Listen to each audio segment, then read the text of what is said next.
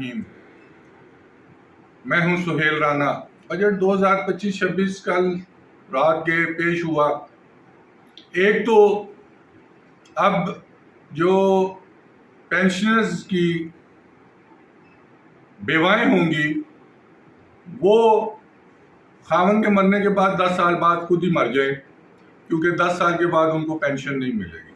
ایک تو یہ بہت بڑا فیصلہ ہے۔ دوسرا، کیا انہوں نے 7% پینشنرز کی پینشن کو بڑھایا اور 10% تنخواہیں بڑھائی ہیں۔ میں کل بھی کہہ چکا ہوں کہ تقریباً مہنگائی 200% سے زیادہ ہوئی ہے ایک سال میں۔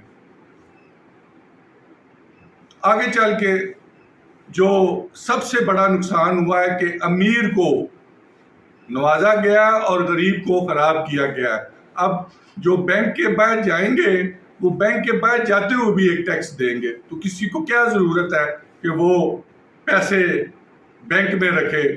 وہی فراڈ کریں، آف شور کمپنیاں بنائیں اور جو جتنا مرضی فراڈ کرتے رہیں۔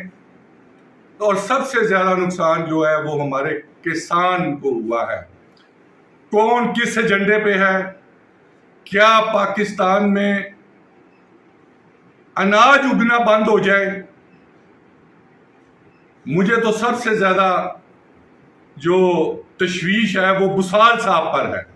وہ سیکٹری فائنانس ہے جو ایک بہت بڑے زمیندار ہیں۔ آج تقریباً 12:40 پہ ایک لائیو بریفنگ ہوگی، اس میں کوئی ایک دو سوال اٹھائیں گے، اور کل والا حج ایشو،